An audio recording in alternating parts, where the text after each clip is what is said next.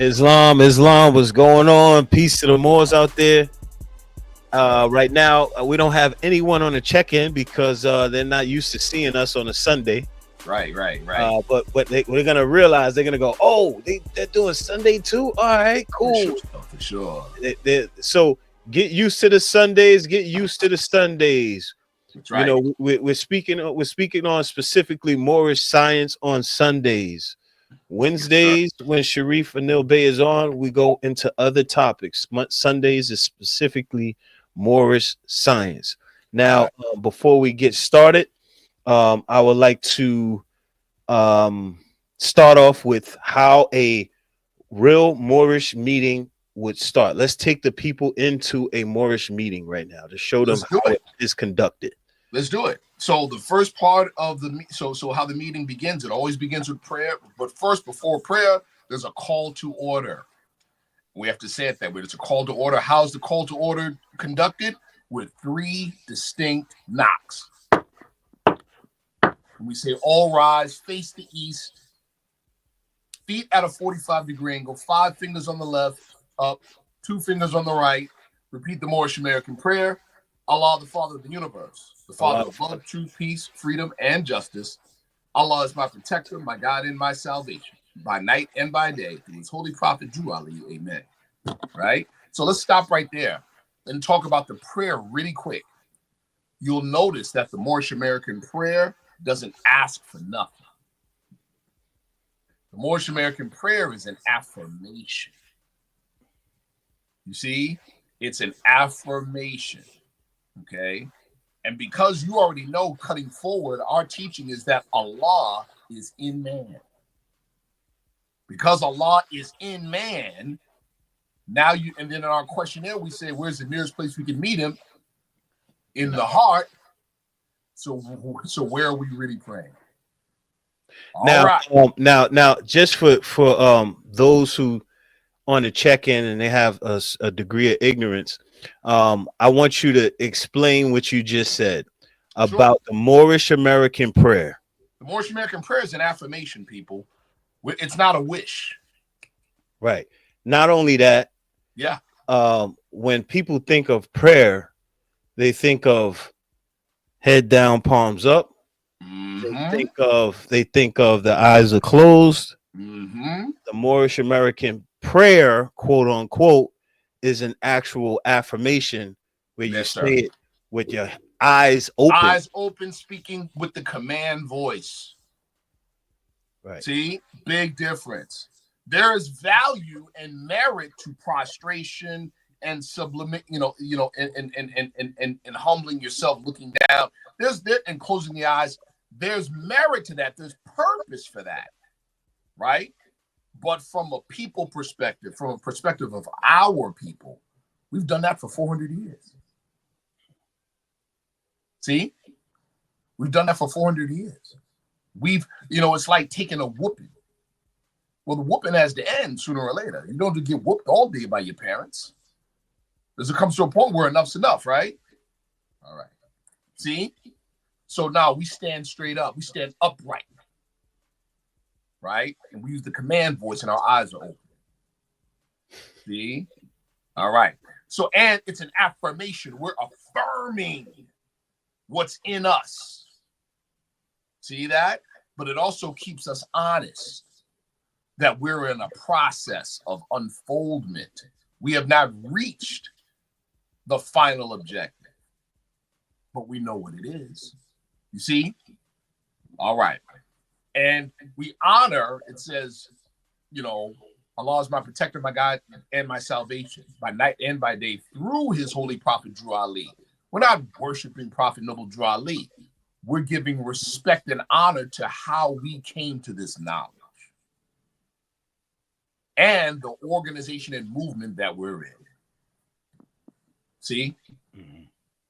It's like saying Allah's 5%. See? Right. Yeah. They're not worshiping that man. They give respect and honor. You see? Mm-hmm. Big difference. Okay. So then what we do, we begin with what is called in civics chain of constituency, right? We said we first begin with praising Allah. But again, ain't nothing spooky about it because we just determined where that is. Where's the nearest place to meet him? We give praise to that, right? And then we give honors to man. Because when man honors man, he honors his father, God Allah. See that? And so we start with praise to Allah. Honors the Prophet Noble Drew Ali, the founder of the Moorish Science Temple of America, the organization and movement that we're in. We give honors to the forerunner, the Honorable Marcus Mosiah Garvey. We say that Jesus come again as Noble Drew Ali, in other words, the AL-like thought, right? Mm-hmm. Then, we can find patterns in life because time travels in a cycle, right? Mm-hmm. All right. Because time travels in a cycle, then we can find similar patterns, right? If we say he was love made manifest, that means pure. And we know that purity came before love. So who represented that purity that helped stir us up? Marcus Garvey. So we give honors to Marcus Garvey as the forerunner. Then we give honors to the organization itself, right? Which was Noble Drew Ali's strategy. See what I'm saying? All right. And then we give honors to all the leaders in succession down to our present leader. In this case, is Brother R. Jones Bey and his assistant, Brother A. Hopkins Bey. Mm-hmm. See? And so that's at the national level. Then we go to the state level. In this case, the state of New York, we give honors to Brother D. Clark Ill, Grand Sheik of Temple 54 in the Bronx, New York, and also Grand Governor for the state of New York. Then we go from state to local. In this case, my temple, Branch Temple 34, Syracuse, New York. And then the officers, members. And then we give honors to all the things that the prophet brought and taught for the uplifting of fallen humanity. We give honors to the American flag and the Moorish flag, the flag of our birth and the flag of our descent. Why do we give honors to the American flag? We'll get to that later, See? And then we give honors to man. This is like when Jesus in the Bible said, peace on earth, goodwill to men. See? And then we read our laws. So we do this in every meeting, especially public meetings, so that the public can hold us accountable. That's the reason we do that. We read our laws so that the public we can hold ourselves accountable and the public can hold us accountable. Right? So I want to go into that. Let's do it. All right, I want you to check me. You hold it in your hand, I'm going to recite it. Okay. All right? As is the custom. For any meeting in the Moorish Science Temple of America, we read the Divine Constitution and Bylaws. This is a reading of the Divine Constitution and Bylaws of the Moorish Science Temple of America. Salvation, our God, unity. Moorish Science Temple of America, Divine Constitution and Bylaws, Act 1. The Grand Sheik and the chairman of the Moorish Science Temple of America is empowered to make law and enforce laws with the assistance of the Prophet and the grand body of the Moorish Science Temple of America. The assistant Grand Sheik is to assist the Grand Sheik in all affairs, and he lives according to love, truth, peace, freedom, and justice, and it is known before the members of the Moorish Science Temple of America. Act 2. All meetings will be open and closed promptly according to the Circle 7 and love, truth, peace, freedom, and justice. Friday is our holy day of rest because on a Friday the first man was formed in flesh, and on a Friday the first man departed out of flesh and ascended into his Father God Allah. For that cause, Friday is the holy day for all Muslims all over the world. Act 3. Love, truth, peace, freedom, and justice must be proclaimed and practiced by all members of the Moorish Science Temple of America. No member is to put in danger or accuse falsely his brother and sister on any occasion at all that may harm his brother and sister because Allah is love. Act 4. All members must preserve these holy and divine laws, and all members must obey the laws of the government, because by being a Moorish American, you are part and partial of the government and must live the life accordingly. Act 5. This organization of the Moorish Science Temple of America is not to cause any confusion or to overthrow the laws and constitution of the said government, but to obey hereby.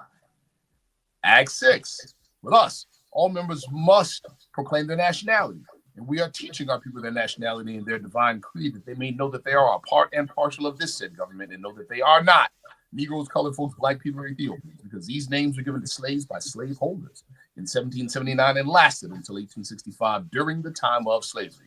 But this is a new era of time now, and all men now must proclaim their free national name to be recognized by the government in which they live in the nations of the earth.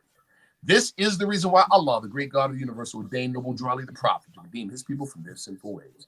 The Moorish Americans are the descendants of ancient Moabites who inhabited the northwestern and southwestern shores of Africa. Act 7. All members must promptly attend their meetings, become a part and a parcel of all uplifting acts of the Moorish Science Temple of America. Members must pay their dues and keep in line with all necessities of the Moorish Science Temple of America. Then you are entitled to the name of faith. Husband, you must support your wife and children. Wife, you must obey your husband, take care of your children, and look after the duties of your household. Sons and daughters must obey father and mother and be industrious to become a part of the uplifting of fallen humanity. All Moorish Americans must keep their hearts and minds pure with love and their bodies clean with water. This divine covenant is from your holy prophet, Noble Drew Ali, through the guidance of his father, God Allah. Noble Drew Ali, founder, Moorish American prayer. Allah, the Father of the universe, Father of love, truth, peace, freedom, and justice. Allah is my protector, my guide, and my salvation by night and by day through his holy prophet, Drew Ali. Amen. Moorish Science of America, Home Office, ... On cap. Hey, Moors, I want to know how many of you Moors know that on cap? Yes, sir. Yeah. Yes, sir. So, now I don't know if you got the additional laws on cap. Close. So then we go to the additional laws. We direct everyone to the Great Meanings on Quran Question of Moorish Americans, page 7, questionnaire and the additional laws for the Moorish Americans. Right. By the Prophet Noble Drew Ali, Act 1. Grand sheikhs and governors and heads of all temples, all businesses. Each said temple must be approved by the Prophet Noble Drew Ali before acting upon by any members. Let it be finance, property, or any line of life that will cause members to sacrifice finance, etc., that will cause support of any group of members. Any former officer that violates these laws is subject to be removed from his office under heavy restriction, etc., by the Prophet or the Grand Sheikh. Act 2. All members are to attend their added meetings and their public meetings promptly. If members found standing around in their meeting period shall be fined 50 cents on the first case, and on the second, he will be fined $1, which will go on your emergency fund. If members working, his monthly dues must be paid. And if he has money in the bank, he must subscribe for as much as he is able to the Moorish Uplifting Fund, because it takes finance to uplift the nation. Act 3. It is lawful and divine duty of every good member, if he is able in finance, aid me in saving the nation. If he does not, he is an enemy to the cause of uplifting his own people, and justice must catch you. Let it be he or she according to love, truth, peace, freedom, and justice, as I have the power invested in my hands, and I will have to enforce the law in order to save the nation.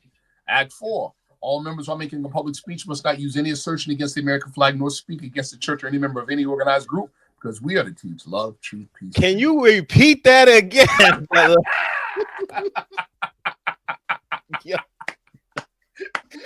Yo, so I want you to repeat that. Why? Because if they claim to be Moorish or Moorish Americans, Moors, or students of Prophet Drew Ali, or part of his movement, then this act right here just burned a whole lot of people. Yeah. I'll repeat it. All members. It says all members. It doesn't specify. All members while making a public speech must not use any assertion against the American flag or speak radical against the church or any member of any organized group, because we are to teach love, truth, peace, freedom, and justice. That's what it says. Act 5. All members must probably attend their meetings and send their children to Sunday school, and the teacher must confirm himself to the questionnaire. And let every member exercise his 5 senses who is able to do so, because out from your Sunday school come the guiders of the nation. Then Act 6. The babies are the greatest. Yes, sir. The babies are the greatest. That's another thing so what that's telling us, among other things, about this movement is that this is legacy building, people. It's legacy building. If you can't think past your own nose, it ain't the movement for you. You'll eventually benefit from it, but it ain't the movement for you. See? Like in the Nation of Islam. We call it the Nation of Islam for short, but in fact, the name of the organization, the full name of the organization, is called the Laborers for the Lost Foundation of Islam. Right. And in chapter 45 of the Holy Quran of the Moorish Science Temple of America, it gives you the divine origin of the Asiatic nations. And it talks about the Asiatic nations and the Americas, right? And what's the last thing it says about all of them? All of these are Muslims. Woo. So the Asiatics in America are the Nation of Islam. And we are laborers for the nation. See how that works? Now, the Nation of Islam meaning what? All. Woof. So we're talking about, okay, so what do we now watch this to that point. In that chapter, in that instruction I just quoted or paraphrased, right? Nicaraguans, inhabitants of San Salvador, etc. All of these are Muslims. Yeah. What's our criteria? Woo. Why do we say they're Muslims? Because they're original people. Straight like that, brother. That's it. That's it. That's it. But see, this is why there's confusion as far as what the Moors are about. Right. Because people are taking everything on face value. They're not actually taking a deep dive and going into these organizations to figure it out. Here's the other part too. Okay, there's that. You hit it right on the nose. They're not going in the organizations to figure it out. Right? Yeah. There you go. There you go. And then others are claiming a part of the movement. It's like me saying I have a degree from Rutgers University, but I just went to the bookstore. That's what a lot of us are doing. That's what a lot of us are doing. Right. I just went to the bookstore, so I know some things about it.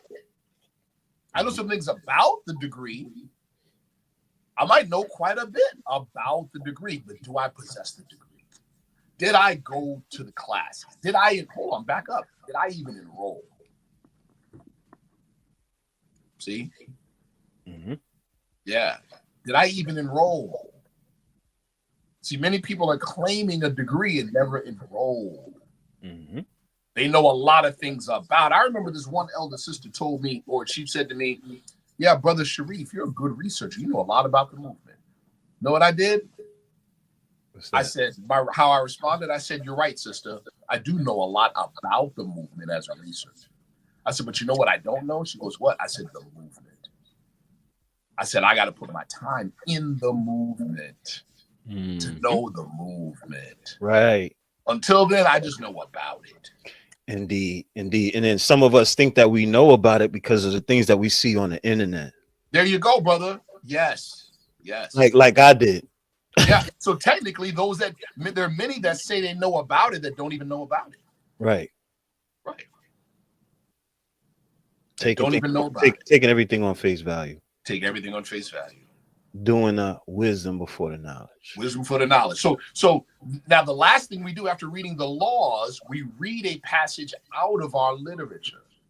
That's what we do. Why? All of that at the beginning, because it sets the vibration.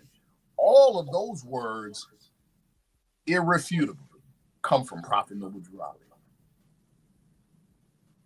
So the beginning of the meeting begins with the prophet himself. See, That's it. It sets the tone, it sets the vibration, it sets the rhythm. You see, it begins with his words himself. Right. Now I want to move on to Act 6 and Act 7. Let's do it. Act 6. With us, all members must proclaim their nationality, and we're teaching our people their nationality and their divine creed. Let's stop right there. A lot of people believe, even in the movement, that proclaiming nationality is analogous to joining the organization. That's not what Act 6 says. They say, oh, well, I proclaimed in such and such days. No, that's when you join the organization. You see what I'm saying? That's when you join the organization. Let's look at the wording of Act 6. With us, who's the us? With members. Members. All members must proclaim their nationality. Then it says, and we, who's the we? Us. The we is the us. And we are teaching our people. Who's the our people? Those that are not in the organization.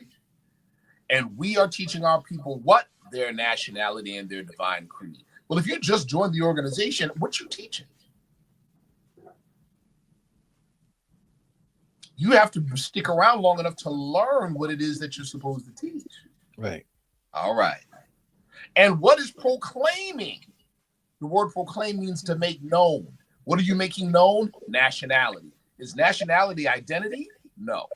It includes identity.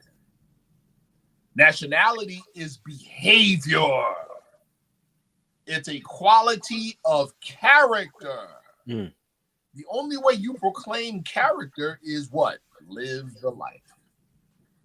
It is not no paperwork. It is not no filings. It's not no legal notice. It's not what it is. It's character that you live. That's what proclaiming nationality is. See? So that's the first part, right? And we are teaching our people their nationality and their divine creed. Whoa. What is divine creed, people? Yeah, divine creed is directly related to religious creed. Of course it is. Right? But what do we mean by religion? What do we mean by religion? This is what we mean by religion. In the West, we've grown up in the West under the European psychology. So when we see, especially if you got your lights on a little bit and you're paying attention, when you see what the West considers religion. I have to say it that way. What the West considers religion is actually secularized. They made it into a hobby, something you join and something you do 2 or 3 times out of the week. For us, we say Islamism is our religion. Well, that means what? It's a socio-political Islam, meaning what? It's our culture. It's what we do every day. That's what it means to us. It's how we live. So that's what we mean by divine creed. That's what goes hand in hand with nationality. Okay, you know that you were descendants of Moroccans born in America. Okay, you know that. How did they live? How did they think? What did they eat? How do they dress? You see? And the creed of a people is directly related to that nation's it's the codified morality of that nation's religion. This is how divine creed bleeds into sociology. And nationality is a sociology term, not a legal term. So what? You can find it in a legal dictionary. It's a term of sociology. That's what it is. See? Now, there is a branch of sociology that perfectly blends all this together. And when you read about it and you study it, you realize, wow, the prophet really knew what he was talking about. So when we talk about how divine creed bleeds into civics, there's a sociology term called civil religion, where certain aspects of civil activity are so powerful and cement you so solidly to the nation that they're almost considered religious. And in many times they're called sacred. Want me to give you one? Here's one. I pledge allegiance. That's one. See, the law of the flag itself is part of civil religion. But now here's where it gets deep. In the new world, of which the United States of America is the flagship. Why? Because in the new world, there is no singular religious creed attached to the civics. You hear what I just said? Mm-hmm. There's no singular religious creed attached to the civics. There you go. That being said, it fits perfectly with the melting pot ideal of one nation made up of people from various other old world descent natures. So your contribution to American society is where you came from. That's why the prophets say to be recognized in this government. In other words, recognized socially, not legally, socially. To be recognized, you have to say where you're from, because that becomes your contribution to American society. What you see today with the radical right Europeans in America is them trying to impose Christian identity as the only civil religion. Y'all caught that? Yes, sir. Say that again. Yeah. They're trying to impose Christian identity as the civil religion in America. See? We are just as American, and we are Muslims, and our creed is Islamism. See that? As a matter of fact, it is that creed that contributes heavily to making us Americans and just as American as anybody else. See, these are the things that the prophet brought to put us on equal footing socially with everybody else for the first time since 1774. Mm-hmm. See? So let's continue with Act 6. That they may know that they are a part and parcel of this said government. What does that mean? What do you mean part and parcel of this said government? That you're a government official? No. What kind of government is the American form of government? Republican. And before people say, well, no, the Republic was overthrown in 1861, right? You have to be able to first define what a Republican form of government actually is. So a lot of the people saying that the Republic was overthrown don't even know what a Republican form of government is. You know what a Republican form of government is? Representative government. We still have that today. So what do you mean by representative government? The people rule by way of their elected representatives. So if you want to exercise what's called the sovereign power, you better be voting. And not just voting as an individual, because that does next to nothing. You vote, you G up to vote. In other words, your people vote based on their issues. That's why today you have an Irish vote block, a German vote block. You get it? Mm-hmm. They vote their issues. See?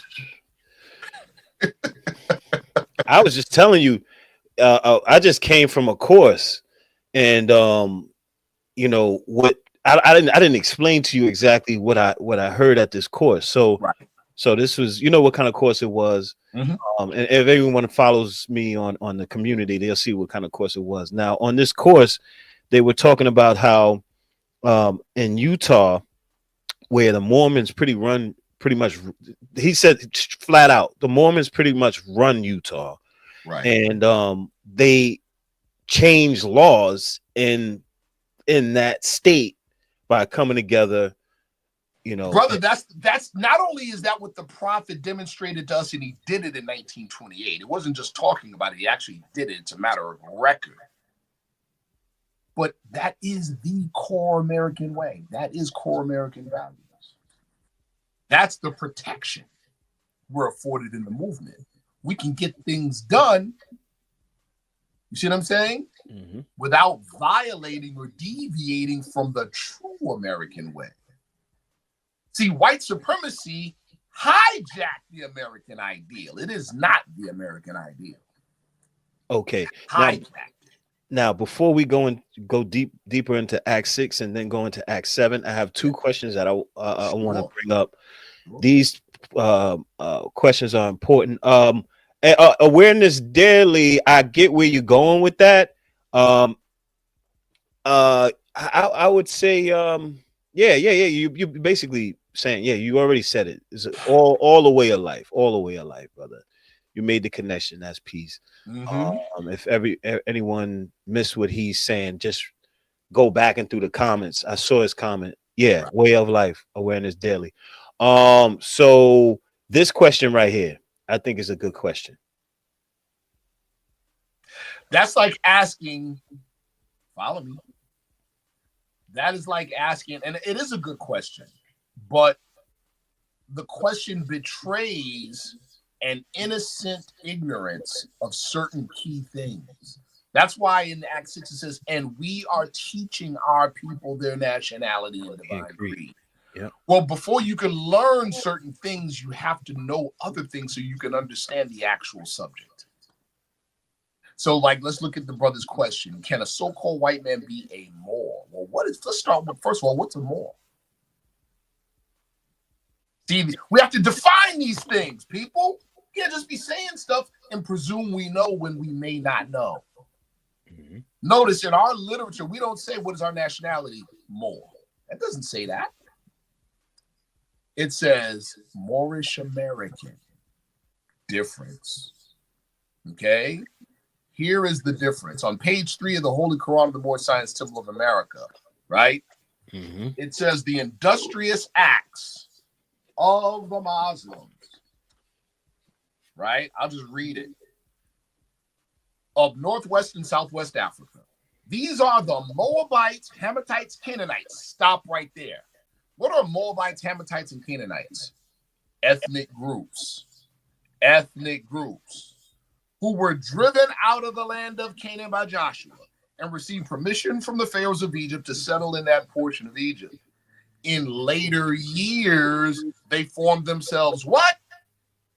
Kingdoms. So we went from various ethnic groups coming together to form a socio-political group. This is important. This is the start of empire, people. Empire is socio-political. Nationality as a type of identifier is what? A socio-political identifier. So when we say more, follow me, that's too ambiguous, and we would have to ask about what point in time are we talking. Mm-hmm. And we would also have to ask who is doing the identifying. There's a lot to this. This thing is nuanced. So that being said, here we go. Can a so-called white man be a Moor? If we're talking medieval time, follow me. If we're talking medieval era when the Moors ruled Spain, a convert, a pale European convert to Islam may be called a Moor. But that's not what we're talking about here, is it? No. Okay. What we're speaking about is Moorish American. Answer, are they descendants of Moroccans and born in America? And what do we mean by descendants of Moroccans? We mean socio-politically. See that? Mm-hmm. Now it involves other pieces of history. Follow me, dear brother. Follow me. Right? It involves other people. You know, Brother Raphael Moore just cut right to the chase. But see, you can give the answers just like higher mathematics. You might have the solution to the problem, but you have to show your work. And that's what we're doing right now. We're showing our work. See? Mm-hmm. We're showing our work. So, what happened historically? An African socio-political superpower controlled all of Europe for nearly 800 years. This is world history. That very same group, that very same socio-political entity, right, started to crumble from within, and then their opposition overpowered them in 1492 and began enslaving them. I highly doubt any European or so-called white man will claim descent to that history. All right. See? Mm-hmm. So that was the long way around to answer the question. Okay. Now I want to go into some other questions. You got did the Prophet incorporate the MSTA in Chicago with the RCA 805? Yeah, the Religious Corporation Act, Kurds revised statutes. Yeah. The answer to that is no. That's the simple answer. See, we'll read the Prophet's own words. See, I just answered that straight with a no, and I already know people are upset about that, but that's okay. Is that in here, the back of the questionnaire? That affidavit is proof of something that they're speaking to, which is good, but we're going to be very clear. I'll just, oh, do I have it here? I think I have it here. Hold on. Yep, I got it right here. Moorish leaders' historical message to America. This is the prophet's words. Okay. We organized, let's listen to the words. We organized as the Moorish Temple of Science in the year 1925. And we're legally incorporated as a civic organization under the laws of the state of Illinois, November 29th, 1926. The name Moorish Temple of Science was changed to Moorish Science Temple of America, May in 1928. To be exact, May the 2nd. So it was the Moorish Science Temple of America before it was changed to a religious organization. Hold on. The object of our organization, oh, here we go. Since the work of the Moorish Science Temple of America was largely religious, pause. Well, why did he incorporate originally as a civic organization if the work is largely religious? Remind me to answer that question when I finish.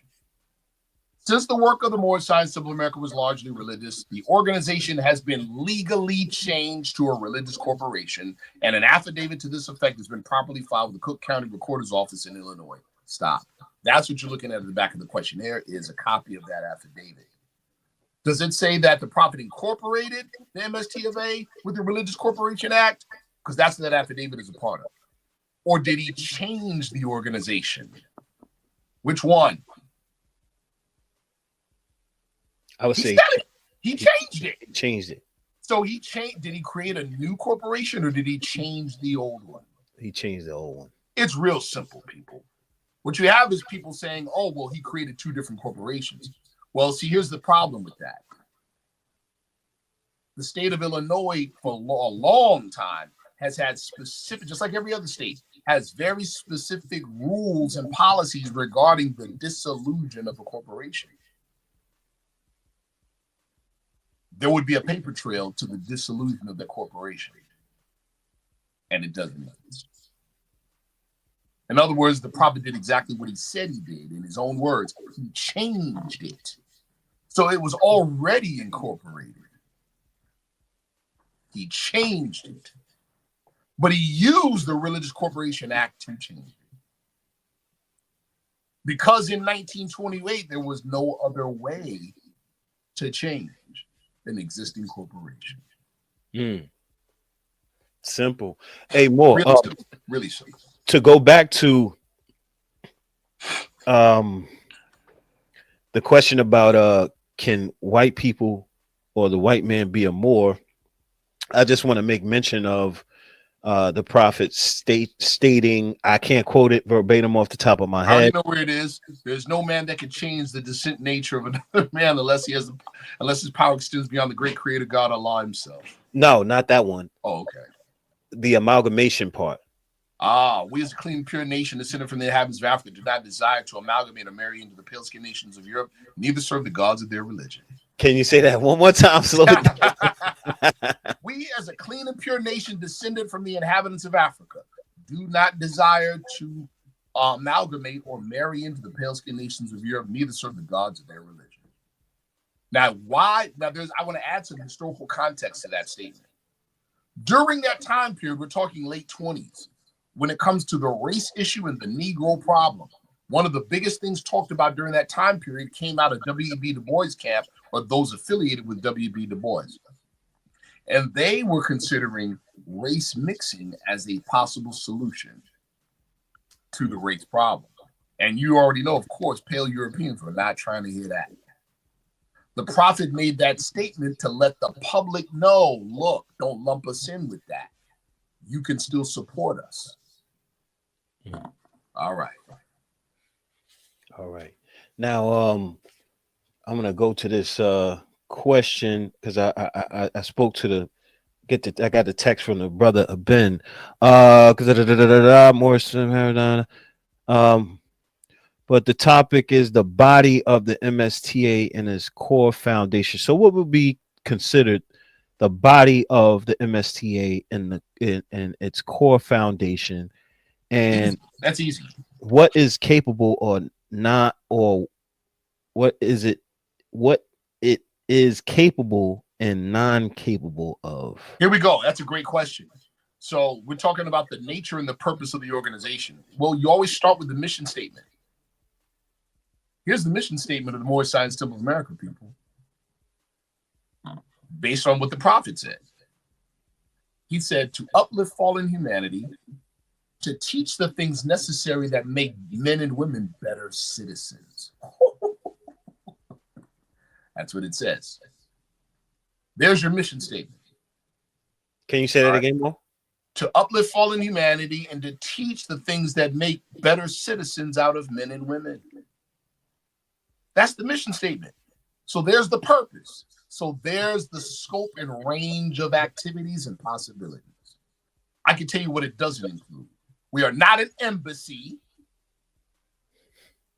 We're not an independent nation, independent of the United States of America. We're not.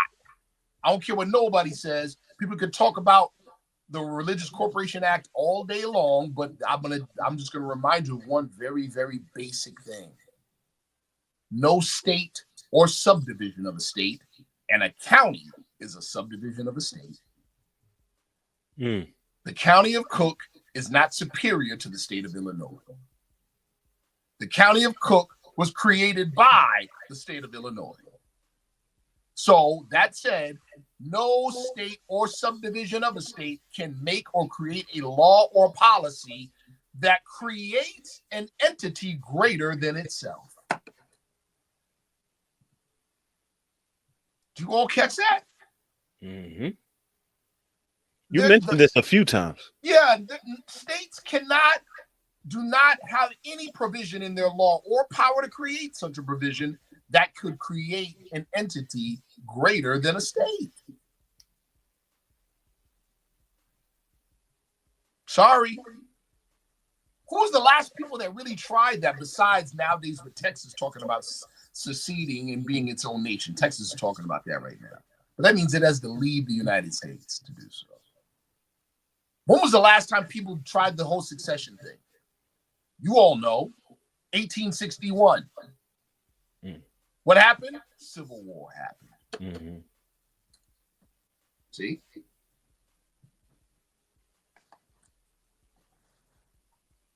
See that? And we don't got bullets, bombs, and hand grenades. That ain't the direction the prophet went.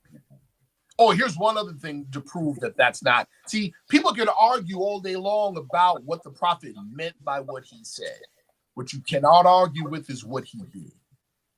If we were to be an independent nation or a nation independent of the United States, why in the world did the prophet have over 3,000 Muslims, including himself, vote in this nation's election process in 1928 and help very, very successfully the first Asiatic since Reconstruction into Congress, which was Oscar the Priest? If we're to be a nation independent of the United States, one of the first things we would not be allowed to do is participate in that nation's political affairs. All right. So now, brother, as far as the body of the MST of A in the core, I don't know if you could of course talk about that.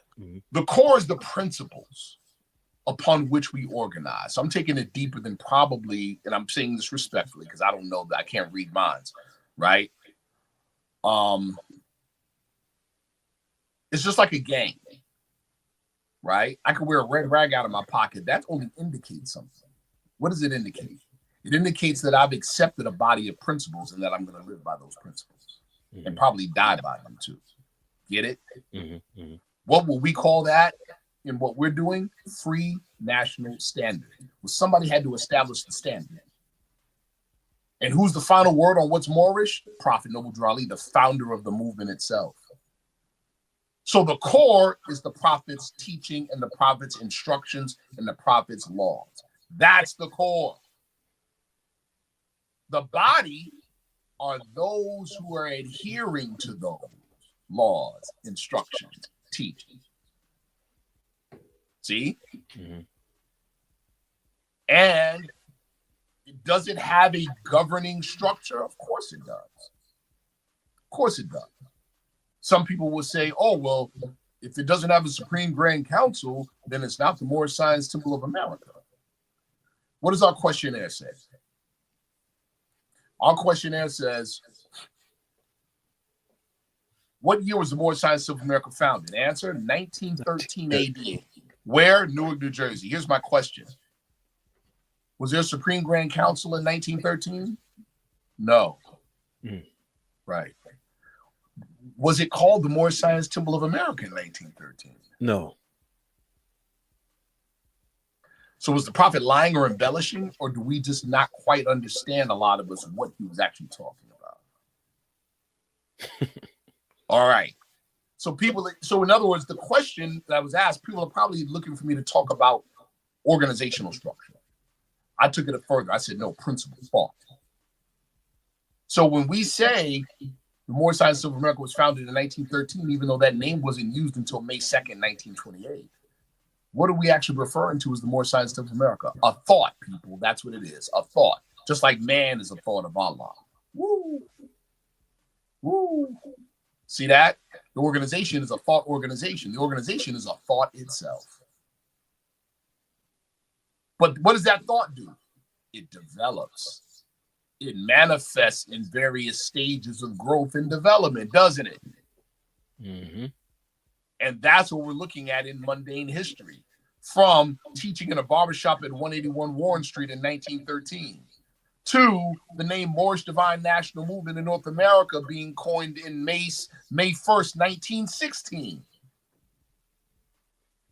To the move to Chicago in 1925 and the name Moorish Temple of Science being used. And then incorporated the following year. Then the name being changed May 2nd to Moorish Science Temple of America. Then the organization itself being changed in July 20th of that same year. See that? You're looking at stages of development of one thought. Exactly. All right. Now, the brother says, who is the National Grand Sheik, or who alive is the head of the grand body? Well, there is no one head of the grand body. There is Grand Sheik of the Moorish Science Temple of America, according to Act 1. And that is Brother R. Jones Bey. Simple. See, Act 1, the wording says the Grand Sheik and the chairman of the Moorish Science Temple of America. It doesn't say the Grand Sheik of Temple number 1. The Grand Sheik of, because what is any numbered temple is what? Subordinate to. Hey, brother Ben, you just missed what he said. What is that? Brother R. Jones, he said, who's the National Grand Sheik? You just explained it. Yeah. And he goes, Braswell Bay. See, this is what we don't want to do. We're not going to do the grand body bashing on the show. I answered the question. Yes. No, I don't think he heard you though. Oh, okay. I said Brother R. Jones Bay. Yeah, Brother R. Jones Bay.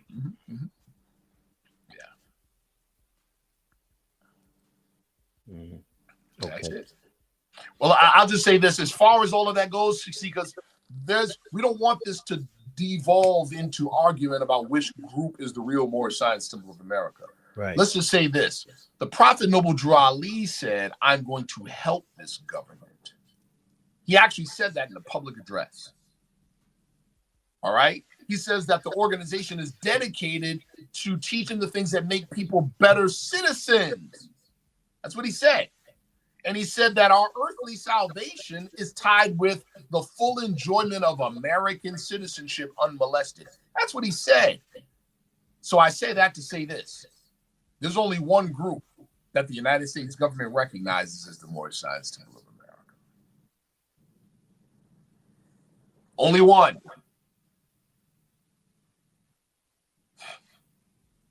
That's it. Okay. Now I want to go into, hopefully that answered your question, Brother Ben. Now I want to go into we were already at Act 6, right? Yes, sir. Man, Act 6, man. There's a lot in there, right? Can we might have to unpack that next Sunday. Sure. There's a lot to talk There's about. A lot in there, brother. Especially with the phrase, but this is a new era of time now. Yeah, there's a lot in that. Okay, so let's move on to 7. I don't know if y'all could remind me.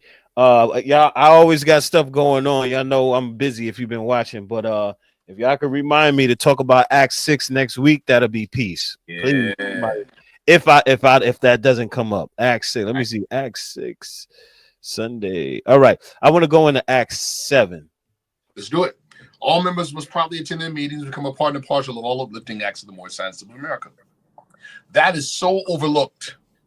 It's so overlooked. It's so overlooked. It's so overlooked. Why do I say it? Here we go. Even nationality is a means to an end. It's not the end. It's a means to an end. What is the mean, or what is the end? The objective. Nationality is to facilitate something. What is it to facilitate? See what my fingers are doing?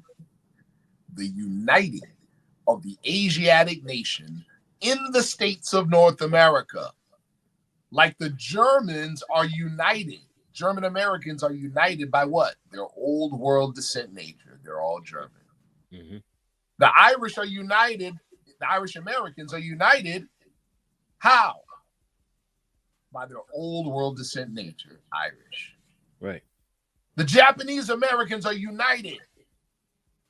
How? By their old world descent nature, Japanese. So the purpose, the primary purpose of nationality is to unite our people in America like all the other groups of American citizens are united. They're united along the lines of national descent. Descent nature, old world descent nature. Get it? Does that make sense? Yes, sir. And then what do they do with them? What do they do? What do they do with that descent nature as American citizens?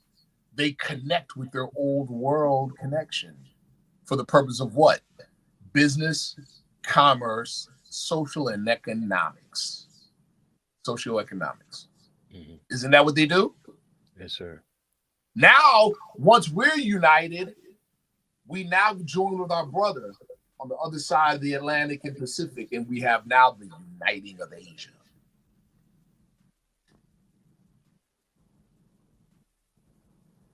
Remember the old Muhammad Speaks newspapers, and it showed the top of the globe, and it showed a brother in the United States and a brother in Africa reaching across and joining hands? I've never seen that. You've never seen that? It's at the top of the paper, and at the bottom where it says Earth, where it shows the Earth, it says Asia. Yeah. See? Okay. Yeah, brother. So okay, back on Act 7. Organizing. We're not outnumbered. We outnumber the European on the planet 11-1. We're not outnumbered. We're out-organized. Look at black laws from the black codes, which evolved into the modern vagrancy laws. And in the extreme, 848, right? Racketeering, influence, corrupt organizations, RICO. The crime is what?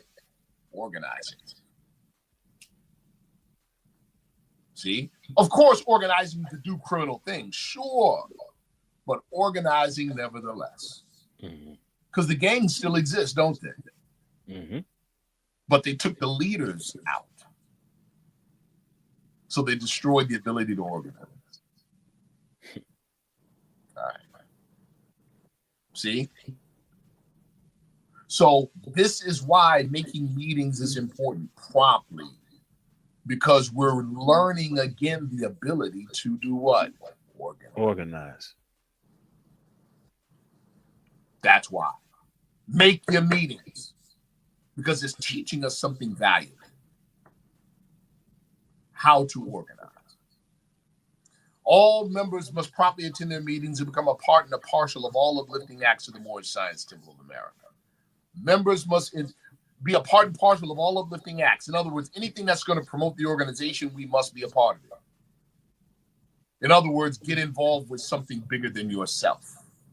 A big part of the Negro problem is that he doesn't see past his own nose. It's every Negro for himself. See?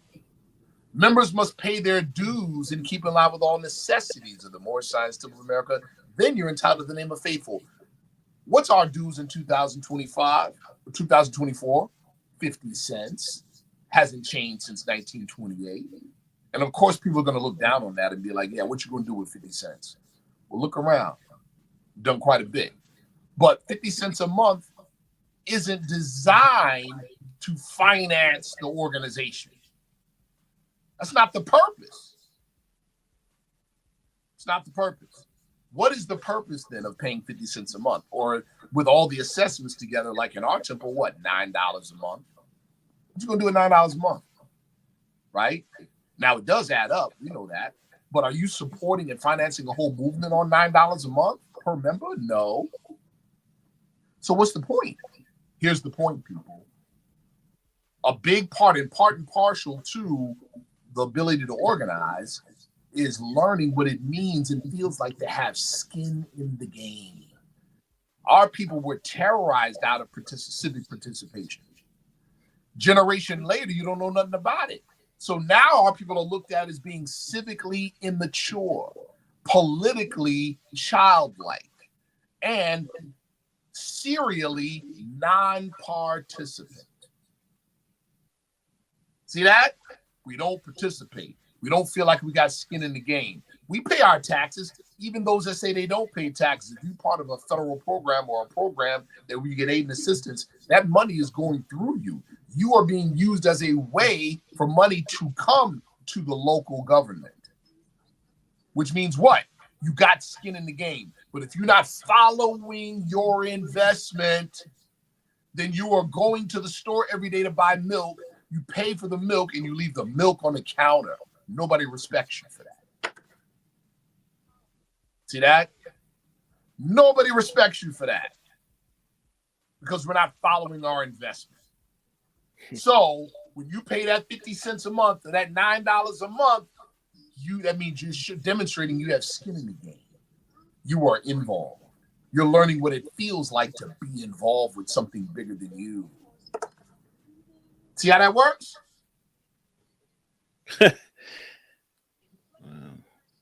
I have a lot to say that I'm not going to say, man.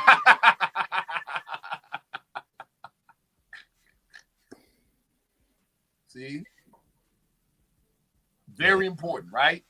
Then it says, then you're entitled to the name of faithful. In other words, useful. Because if you can't, let's just be real. You talking about, yeah, I want my condition to be better. Yeah, I want the condition of my people to be better. I want to uplift my people. I want to help to uplift my people. But you can't pay 50 cents a month. You can't make 2 meetings a week. That's all that's required of you. You can't pay 50 cents a month and make 2 meetings a week. You ain't no good to yourself. Like, stop fooling yourself. You see what I'm saying? Mm-hmm. That means those are just empty words. You're not serious. We know what we're serious about. We put dollars behind it, don't we? We put time behind it, don't we? Yes, sir. And we got 400 some odd years of showing we ain't serious enough. Showing the world that we're not. All right. We got to put some time in, people, and some work to demonstrate to ourselves and to the rest of civilized society that we're ready to rejoin civilized society. See? On that note,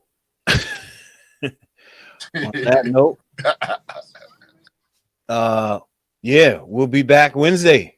Yes, sir. We'll be back Wednesday. Wednesday is more of a open discussion, not necessarily open as planned, but is more of a more general world, broader discussion. Yeah. And then Sunday is strictly more science. So that's how that goes. When you see the brother Sharif on Wednesday, We're building on broader subjects. Yes, sir. When you see brother Sharif on Sunday, we're dealing with Moorish science strictly. So if you want to learn about Moorish science, Sunday is your day on NYP Talk Show. Yes, sir. All right. With that, I'm going to say peace. Peace.